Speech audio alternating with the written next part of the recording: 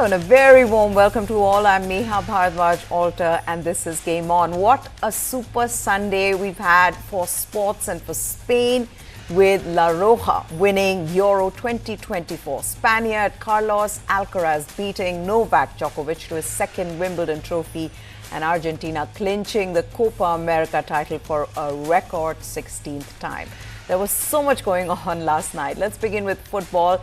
And the world saw two top teams, Spain and Argentina, that became the champions of their continents. Spain took down England 2-1 in Euro 2024 final in Germany to win their fourth Continental trophy in what was an epic finish into their tournament.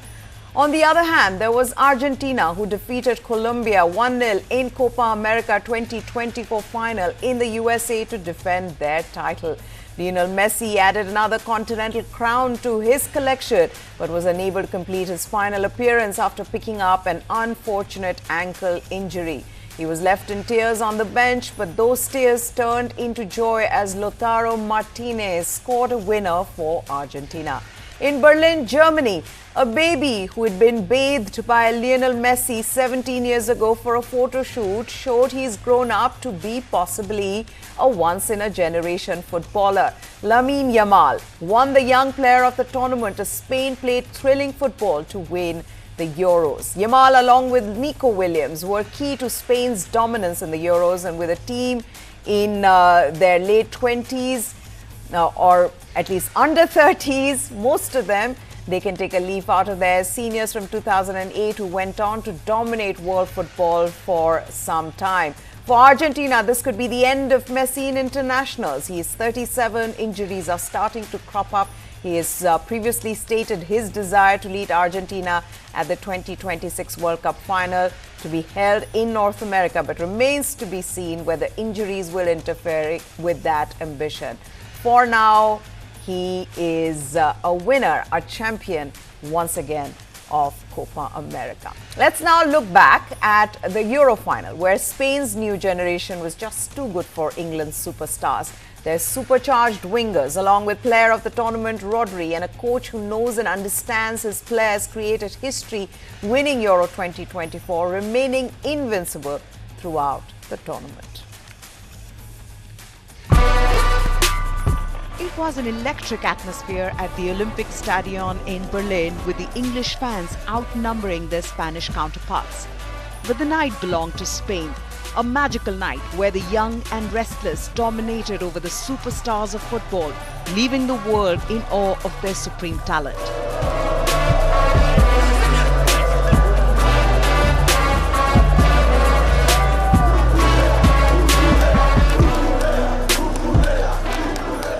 De La Fuente's Spain was the best team throughout the tournament, and on the grandest stage in Europe against a desperate England, they remained not just unnerved by the occasion, they seemed to relish it.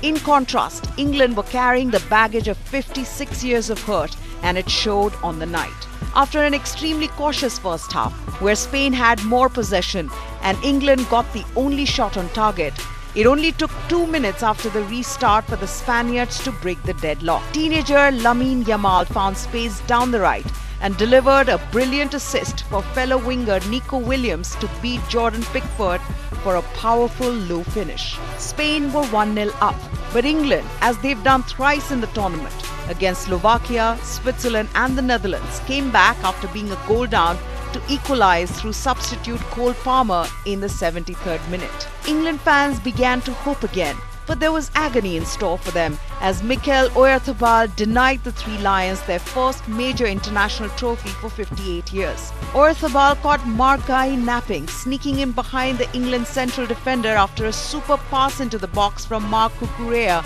and slid home the winner. With that, Spain were crowned the European winners for an unprecedented fourth time. La Roja won all 7 games without needing penalties, which is a record at a European championship, and it wasn't an easy route to the Euro 2024 trophy. While La Roja won their 7 games without needing penalties, which is a record at a European championship, it wasn't an easy route to the Euro 2024 trophy.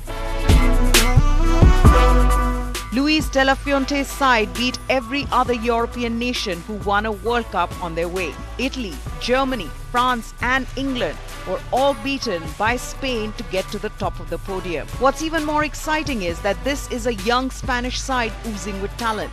In Nico Williams and Lamine Yamal, they had two wingers who had played a key role in Spain's win.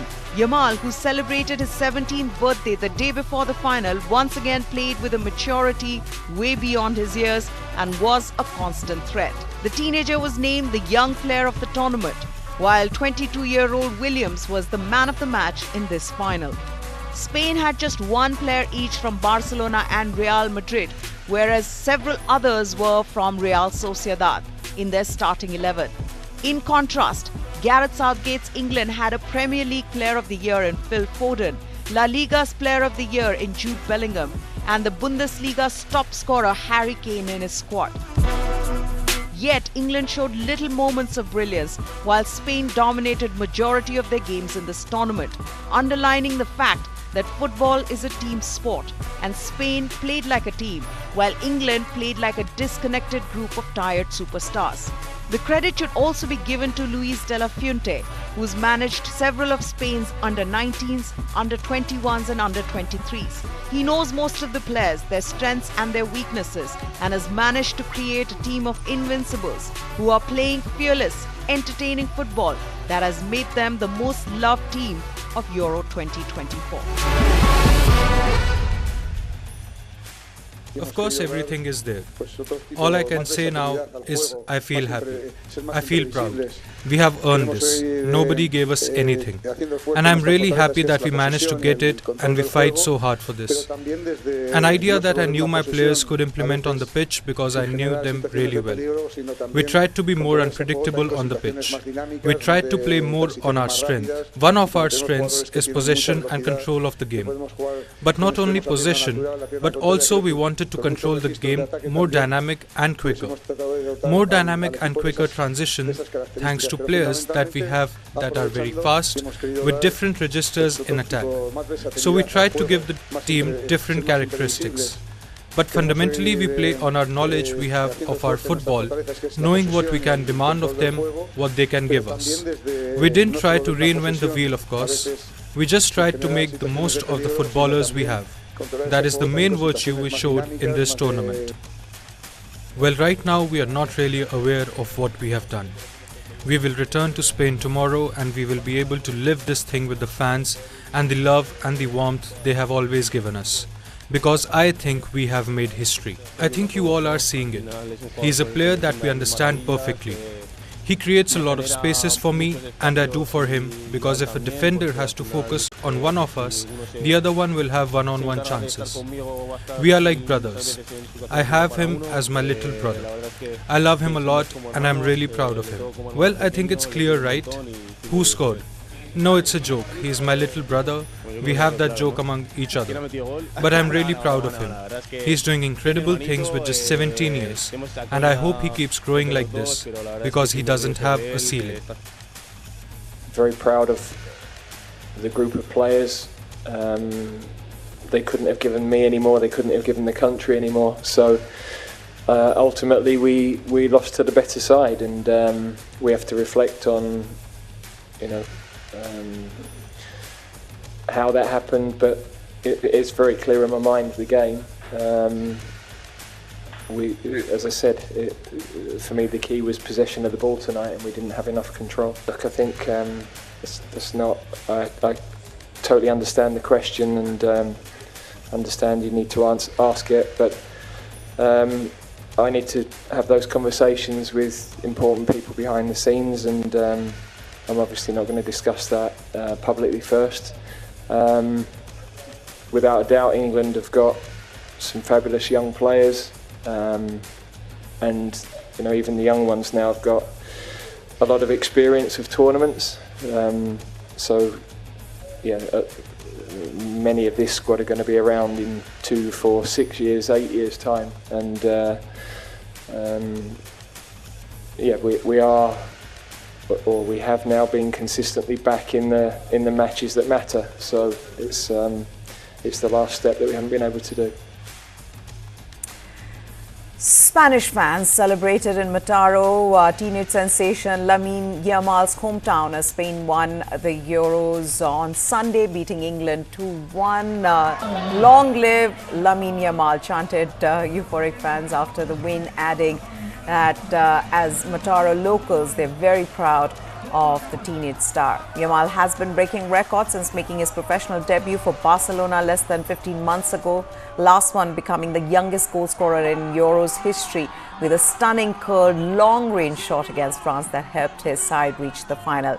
Then there were euphoric fans all around Spain. In the Spanish capital, Madrid, they celebrated the Euros victory. Fans, as you can see, thrilled with that win. There were singing songs, beating the drums, dancing to mark Spain's record fourth European title. And of course, thanks to that late goal from substitute Mikel Oyarzabal, 4 minutes from time. These are some other visuals coming from another part of Spain, where, as you can see, fans are dancing at a square, just joyous by this occasion. Fireworks and flares were set off in the fan zones in Gran Canaria as Spain won the Euro for a record fourth time. Then there were fans in Pamplona. Again you can see red flares and these fans wearing neck scarves as they celebrated the last day of the running of the Bull Festival and watched La Roja impose itself over the three lions.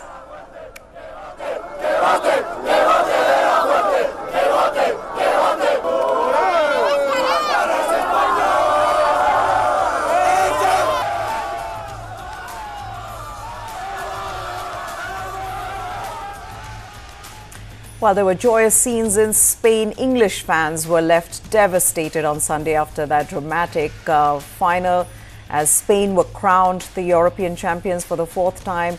Celebrations erupted in fan zones after England player Cole Palmer scored an equaliser in the 73rd minute, but it was not enough for victory after Spain scored a second goal in the 86th minute. Let's listen to some of the reactions from English fans. Okay. Hang on.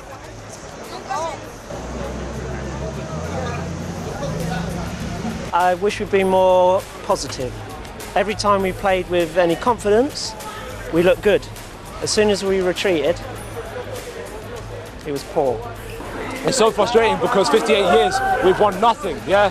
Where it continues, like 2021 we failed to win, now 2024 we failed to win again. It was unfortunate. The boys did their best, but unfortunately it wasn't good enough. Spain did an amazing job. They outperformed us, unfortunately. England still, I'm amazingly proud of them, but it just wasn't quite there. And it's quite heartbreaking, but it is what it is. We move on. Quite disappointed, to be honest. I thought we could have done much better, especially when we got the equaliser. I thought we could have kind of pushed the Spanish team a bit more, and then we just kind of sat back. It was a bit annoying for me, but hopefully in 2 years' time at the World Cup, we come back and we win it.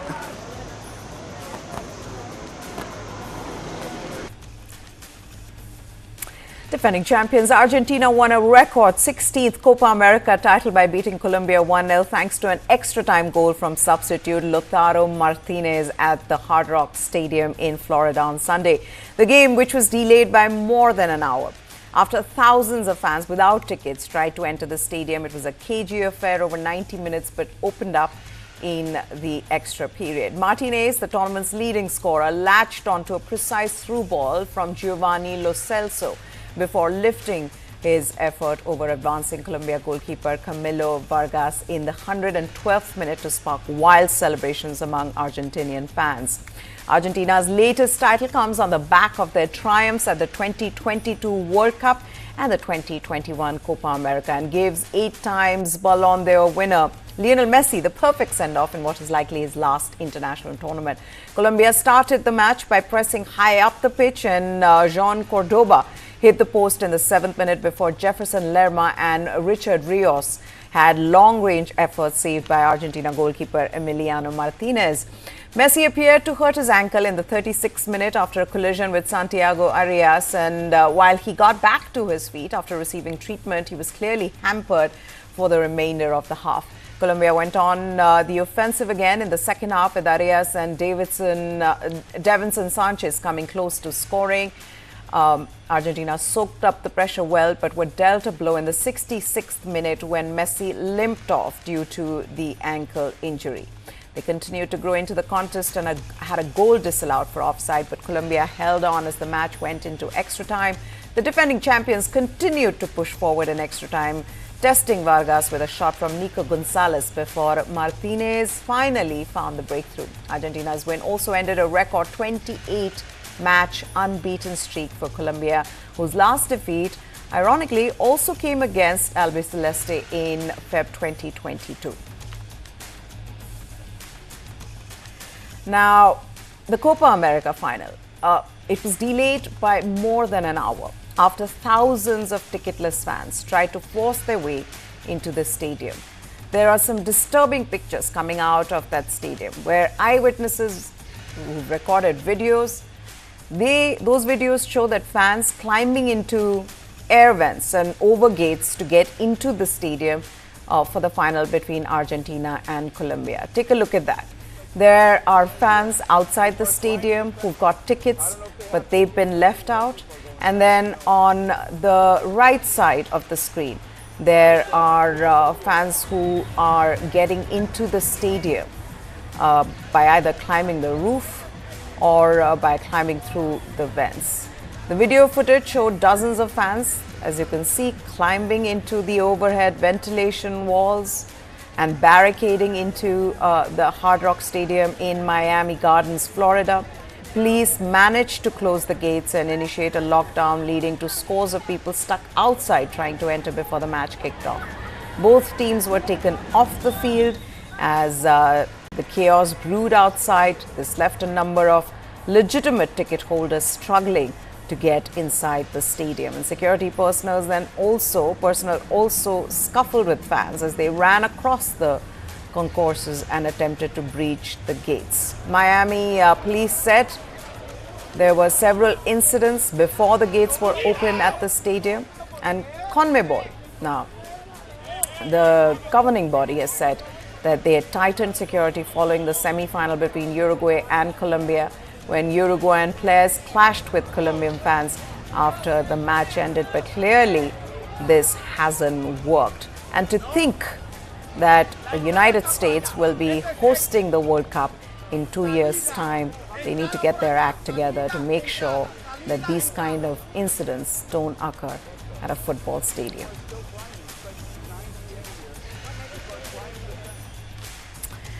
Okay, more good news for Spain. Spain's Carlos Alcaraz produced an utterly ruthless performance to dismantle Serbia's Novak Djokovic 6-2, 6-2, 7-6 in a rematch of last year's Wimbledon final to successfully defend his title on Sunday. Alcaraz now has 4 Grand Slam trophies with a perfect record in major finals after his 2 Wimbledon triumphs, his US Open victory in 2022 and his French Open win last month. Defeat denied Djokovic a 25th Grand Slam title to surpass Margaret Court in the all-time list and also equal Roger Federer's haul of 8 men's singles title at Wimbledon. Alcaraz pounced on his 5th break point in a tight first game that lasted 14 minutes before the 21-year-old third seed dropped the hammer and powered through the opening set on the back of some solid serving. Second seed Djokovic came under more pressure at the start of the next set as Alcaraz bullied the 37-year-old in the early exchanges to break and capitalize on his service woes for an imposing 2-set lead.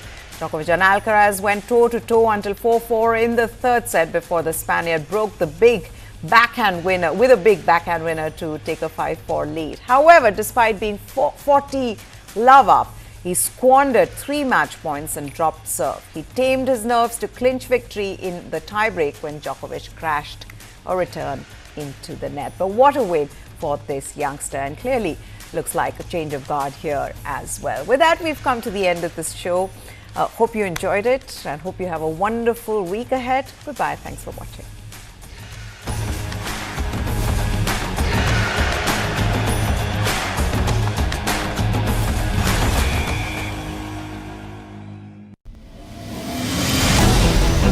Why is the state not looking at putting an embargo on that?